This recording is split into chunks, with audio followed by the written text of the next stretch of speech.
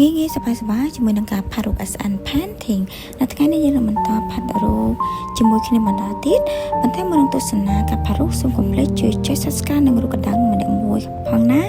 ដើម្បីទទួលបាននូវការផាត់រូបក៏ដូចជារូបភាពខ្ជូតៗបន្តទៀតអរគុណច្រើន